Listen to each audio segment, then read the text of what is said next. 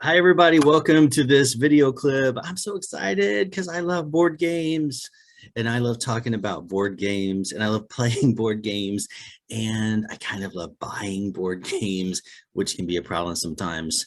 But I want to share some board games with you that I really like that work on and address issues such as frustration tolerance, handling the unexpected, how to manage, and regulate when things don't go the way that you wanted them to or the way that you were expecting them to. These are therapy needs we might have when we work with some of our neurodivergent clients, but they're also therapy needs that we would have when we work with some of our neurotypical kids. It doesn't matter. I mean, kids come in and this can just be something that they are struggling with and that they may need some help with. And one of the things that you can do, especially if the child likes board games, if that's a type of play they prefer anyway, we've just got this natural opportunity to play these board games. And just the way that the rules are set up already in the board game, we can work on and address some of these issues. So let's just get to some examples. Okay, one of my favorite for what we're talking about here, and I do wind up playing a lot in my play therapy time, is Sorry. I think everybody's probably pretty familiar with this board game. It's pretty popular mainstream one. It's been around a while. And if you haven't played it, check it out, get it. It's going to be a good one for you to add into your board game collection. I'm going to assume probably a lot of us have played it, so we get the idea. We know that just in playing the rules as they're set up, there's so many times where a child may get sent back to start. They may have to start over. They may have to go backwards when they wanted to go forwards. There's so many opportunities for things to change and for you to be on a course and then it has to change or shift. And oftentimes not what you wanted to have happen. And so you have to kind of refocus, regroup, and start again. Really good for handling all those things I mentioned at the beginning. Change, unexpected change, frustration tolerance, regulation when it's kind of upsetting to you. And this is something as we play the game and those experiences happen that you can actually talk about. I always like to use these board games for co-regulation because I kind of get annoyed by all those things myself. And so when they happen to me, I can model that frustration tolerance or that regulation and say, this really annoys me or makes me mad, or that really disappoints me, but I've got to keep trying and start again. You can co-regulate with the child when they experience it. And in some cases, you may even be able to have a discussion about it and apply it to maybe experiences in their real life where they're having to handle these kinds of situations. So Sorry is a really good one for this. Another one that you might want to play with younger kids is Chutes and Ladders.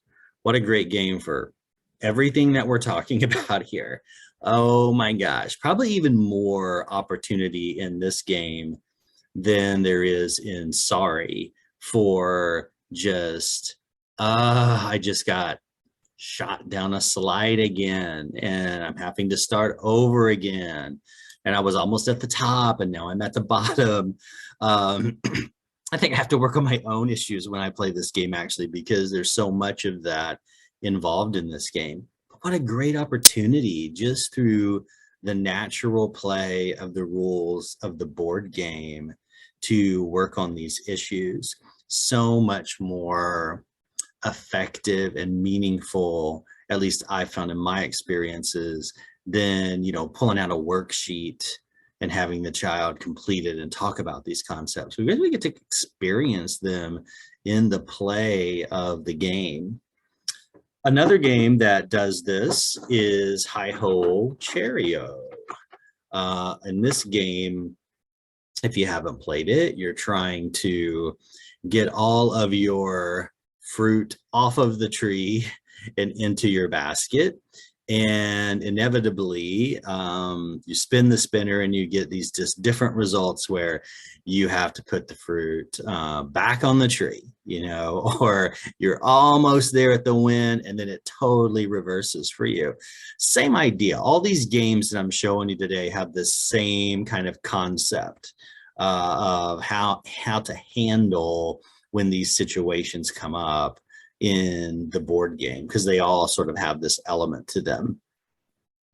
Side note on HiHo Cheerio is you can play this in cooperative mode where you're actually working together to beat the game.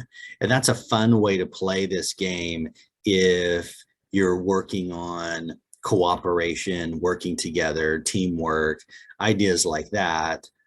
Playing this game in the cooperative mode is great for that. Or you can play it and it's just normal instructions where you get to work on all these other issues as well.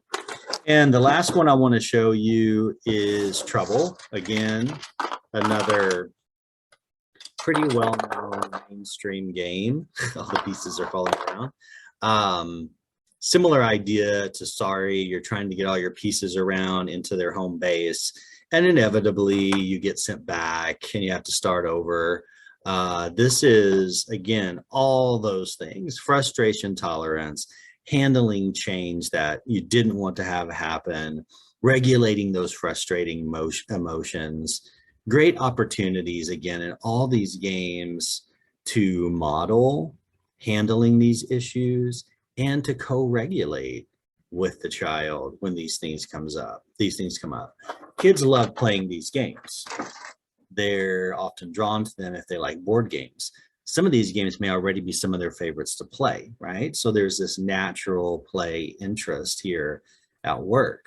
So they want to play it, but then inevitably they get in the game and these things happen and it just starts to affect our emotions. And so it gives us the opportunity within a play interest of the child to kind of work on these things in a healthy way, in a natural play way. And that's why I love them. I think board games in general do this really well, and so many kids do like them. So that's a great start, right? So those are 4 examples of these specific kind of issues. You probably have some other games that do this as well. If you have some ideas that you think would be good to share with everybody, put them in the comments section, and maybe we'll have a whole list of board games that can help address these issues. So I hope this helps you and that you think about how you can use board games more in your play therapy work. Thanks for watching, and subscribe to our channel. Follow us on our Facebook page and check out our website, all these good things, and come back and watch more videos. Bye.